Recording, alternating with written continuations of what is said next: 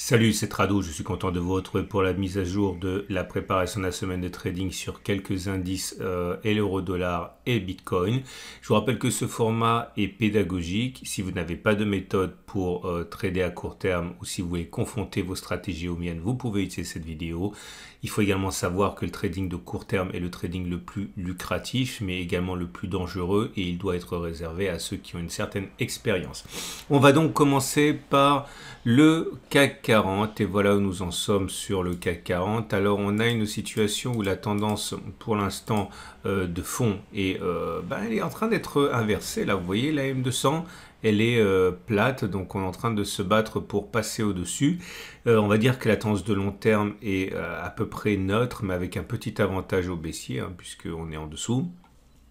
On a également la moyenne mobile à 50 jours qui est descendante et on est en dessous, mais ça se décide actuellement. On était encore au-dessus la bougie précédente. On va dire que la tendance de fond et la tendance de long terme sont assez indécises avec un petit ballottage favorable au baissier.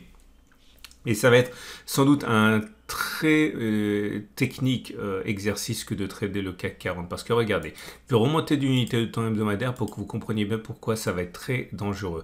Nous sommes ici au contact d'une résistance hebdomadaire. Vous voyez, c'est un ancien support qui a été cassé, qui a donc changé de polarité et qui est devenu résistance.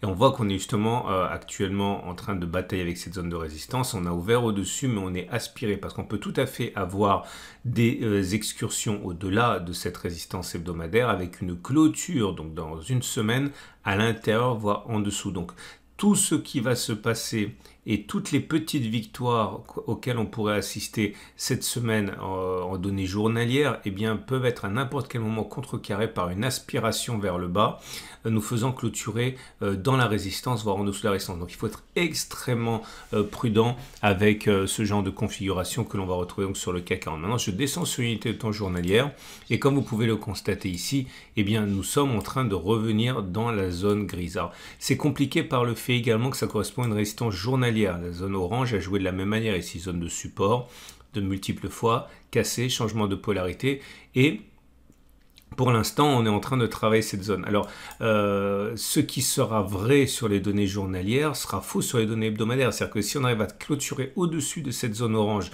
parce que c'est une zone de résistance journalière, donc à la fin de la journée, ne sera pas vrai parce qu'il s'agira également d'une zone de résistance hebdomadaire. Donc, c'est vraiment très compliqué. Je vous invite vraiment à passer la main si vous n'êtes pas expérimenté sur le CAC 40. En tout cas, si vous êtes baissier, vous avez la possibilité de spéculer à la baisse sur ces zones. Donc l'idée, par exemple, c'est de rentrer maintenant et vous mettez un stop de protection au-dessus de la zone orange. Alors, je vous donne une fois l'exemple du trade en utilisant un stop de protection avec l'ATR, l'Average True Range. Et imaginons que vous décidiez maintenant de rentrer, c'est encore une fois à titre purement pédagogique. On est à 6675, donc imaginons que vous décidiez de rentrer en trade baissier à 6675. Vous allez ajouter la valeur d'un ATR qui est actuellement à 181 et ça vous donne un stop de protection à 6856. 6856, ça vous donne un stop de protection, allez, à peu près ici. Ok, et donc vous pouvez prendre un ATR, vous pouvez prendre deux ATR, vous pouvez prendre trois ATR, mais plus vous prenez d'ATR et plus vous avez un objectif baissier important pour que le jeu en vale la chandelle. Donc si vous prenez un ATR et que vous avez un stop de protection à 6856, par rapport au niveau juste sur lequel nous sommes, ça vous fait un stop de protection à 2,7%. Donc pour que ce soit valable, il faut que vous ayez un objectif au moins à 2,7% pour que vous gagnez au moins autant quand vous avez raison que vous ne perdez quand vous avez tort. Idéalement, il faut bien sûr que ce soit plus élevé que un ratio de 1 pour 1 pour que même si vous avez raison une fois sur deux, eh bien à long terme, vous vous enrichissiez avec des gains plus importants que les pertes. Donc voilà ce qu'on peut faire. Vous avez bien compris qu'on peut prendre un ou deux ATR. Donc maintenant, imaginons que vous décidiez d'acheter, ok, pour une raison ou une autre. Imaginons que vous décidiez d'acheter en haut de la zone, 6763, en faisant le pari que cette zone va casser finalement. Donc vous prenez 6763. Et cette fois-ci, vous allez prendre un ATR en dessous. Idéalement, il faut mettre un stop de protection en dessous d'un support. Donc, on va enlever la valeur d'un ATR. L'ATR, je l'ai dit, il est à 180. Donc, on a 6763 moins 180. Ça vous donne un stop de protection à 6583. 6583, ça vous donne Non, c'est pas bon 6583 parce qu'on est encore dans la zone, on est vraiment très très proche de la zone. Donc là, il serait peut-être davantage pertinent de prendre un stop loss à 2 ATR. Je vous montre comment on fait. Donc c'est exactement pareil. Vous prenez 6500. On est à 6000, j'ai dit qu'on était à 6756, imaginons qu'on achète à 6756, on enlève 2 ATR, 2 fois 180, ça vous fait un stop loss à 6396.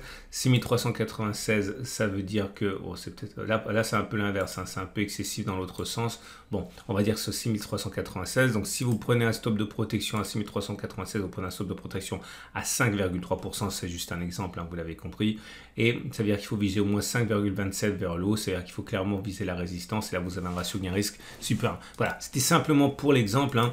Vous pouvez également, je le dis une fois pour toutes, si vous voulez avoir un seul ATR de stop loss, de stop de protection, vous pouvez également attendre que l'on rentre comme actuellement pour acheter. Comme ça, votre stop de protection avec un seul ATR sera en dessous de la zone de support et vous n'avez pas à viser trop pour rentabiliser votre trade.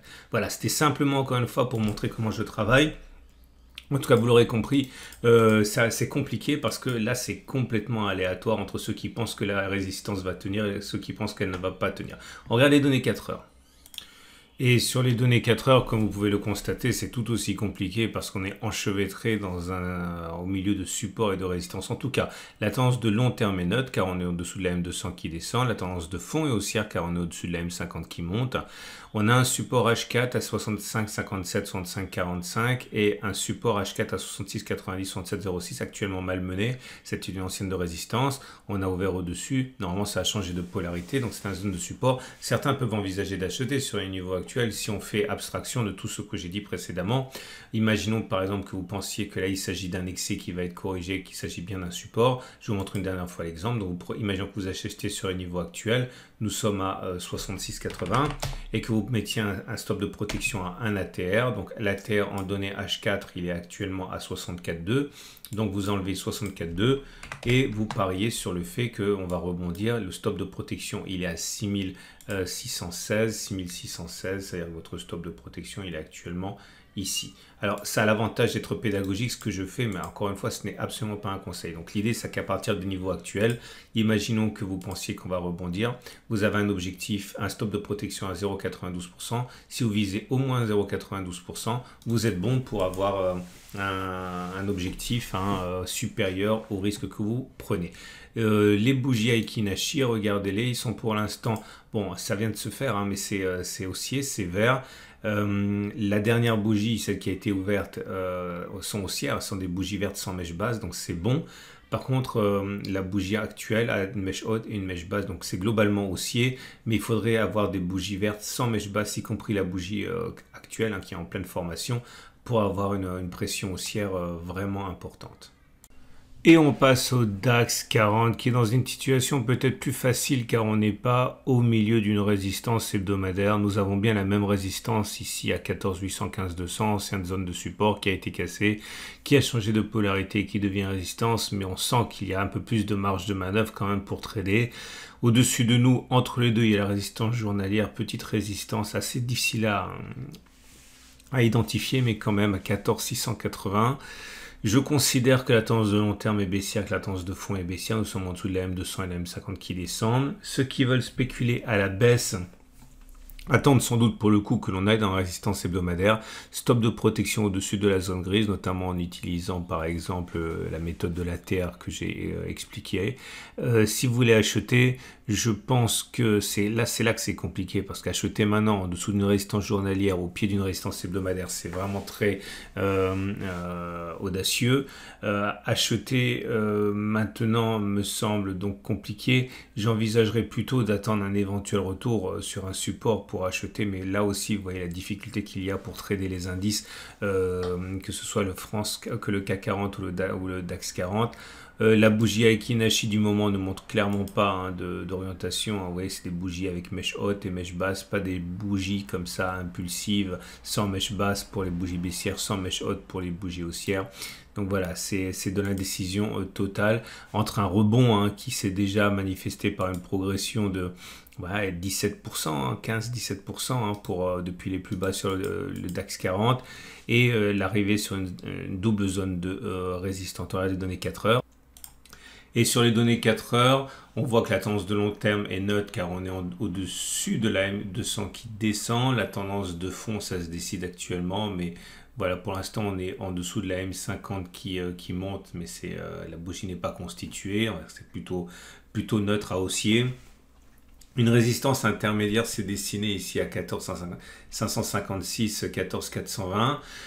Ceux qui veulent adopter un biais baissier peuvent spéculer dans la zone bleue avec un stop de protection au-dessus de la zone bleue, voire au-dessus de la résistance journalière pour encore plus de protection. Mais vous l'aurez compris, plus le stop de protection est éloigné, plus il faut viser un objectif qui est ambitieux pour que le risque soit prenable.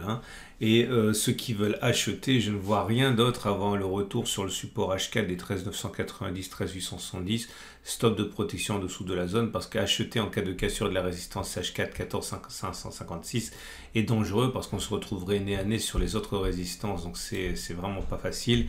Les bougies Aiki Nashi montrent de l'indécision avec une bougie qui se dessine qui est rouge mais avec mèche haute et mèche basse. Bref, c'est assez compliqué là aussi de trouver une direction, tant les supports et les résistances sont proches et enchevêtrés. Et on passe au Dow Jones, et le Dow Jones est dans une situation assez comparable avec une moyenne mobile à 200 jours plate qu'on essaie de franchir à la hausse en dessus de la M50 par contre, mais celle-ci est descendante donc clairement c'est neutre. Je ne vois pas vraiment sur cette unité de temps de trade assez évident puisque les zones d'entrée simples, on va dire, sont assez éloignées. À l'achat sur la zone grise, ici le support hebdomadaire, à la vente sur la résistance hebdomadaire des 36 750, 36 330. J'ai l'impression quand même qu'il y a un petit terrain favorable au haussier puisqu'il semble se dessiner une configuration ici comme vous pouvez le voir en drapeau, c'est-à-dire vous allez avoir quelque chose comme ça. Il faut savoir ce genre de configuration se casse plus souvent par le haut que par le bas. Donc ça c'est un scénario qu'on peut garder à l'esprit, mais on va regarder ce qui se passe sur les données 4 heures. Et sur les données H4, on voit bien la latéralisation entre une résistance à 34 850, 34 900 et un support à 34 550, 34 345, tendance de fond haussière, tendance de long terme baissière car on est au-dessus de la M200 mais celle-ci descend. Normalement, comme je l'ai dit, on devrait avoir après cette période de latéralisation une sortie par le haut, c'est statistiquement ce qui se passe. Il demeure que pour l'instant on n'y est pas et on peut avoir des oscillations très longtemps comme ça. Beaucoup de traders vont attendre que l'on clôture au-dessus de la résistance H4 pour initier une position acheteuse, stop de protection en dessous de la zone bleue, par exemple avec les ATR, ou alors que l'on revienne sur le support H4, 34 550, 34 345 pour acheter, stop de protection en dessous de la zone bleue. Bougie Aiki Nashi pour le moment, sans doute c'est plutôt neutre, puisque vous avez des bougies avec des mèches hautes et des mèches basses. C'est complètement compatible avec la vision que l'on a d'une lente dérive dans cette espèce de canal qui forme la partie horizontale du drapeau que l'on mentionnait précédemment. Et on passe au Nasdaq qui est entre deux eaux, entre une résistance établie à 15 de 75 150 et un support journalier 13 485 13 030. Je vois rien de très significatif sur cette unité de temps pour intervenir à part ce que je viens de mentionner. Donc certains vendront au contact de la résistance journalière 15 260, stop de protection au-dessus de la zone, et les autres achèteront sans doute au contact de la zone grise si on y retourne. Les bougies Aiki Nashi montrent que pour l'instant c'est plutôt haussier, puisque vous avez des bougies vertes. Maintenant c'est vrai qu'elles se raccourcissent, c'est le signe de l'affaiblissement de la pression haussière. Sur les données 4 heures, on voit que la tendance est haussière au regard de la M200 et de la M50, donc tendance de long terme et tendance de fond haussière. Les zones intéressantes, à mon avis, pour ceux qui ont un billet acheteur, sont les zones de support H4 14524, 1430, 435, stop de protection en dessous de cette zone, ou alors en cassure de la résistance H4 des 14840, 14830, stop de protection en cas de retour de la zone bleue. Ceux qui veulent spéculer à la baisse attendent sans doute que l'on revienne sur la résistance journalière des 15260, 1550 pour initier une position vendeuse, stop de protection au-dessus de la zone. Les bougies Aiki-Nashi montrent clairement la pose qui est en place avec une bougie rouge, pas très baissière, hein. C'est une bougie avec un petit corps. La bougie d'avant élevait une mèche haute et une mèche basse. Bref, il est plausible que l'on continue de baisser, mais pour l'instant, ça ne se voit pas vraiment au profil des chandeliers Aiki-Nashi. Et on passe à l'euro-dollar qui est dans une tendance clairement baissière en dessous de la M200 et la M50 journalière. On a une résistance hebdomadaire à 1,1148 et 1,1120 et on arrive sur un support hebdomadaire à 1,0813, 1,0909. Les acheteurs attendent sans doute que l'on revienne justement sur cette zone grise pour acheter, stop de protection en dessous de la zone grise. Les vendeurs par contre n'ont rien de très intéressant à mon avis sur cette unité de temps qui pourrait arriver cette semaine. Il vaut mieux descendre sur les données 4 heures. Pour l'instant, les bougies Aiki-Nashi ne montrent pas de signal de rémission, bien au contraire. Bougie rouge, bougie sans mèche basse, il y a plus de chances pour qu'on continue de baisser plutôt que l'on ait fait les plus bas.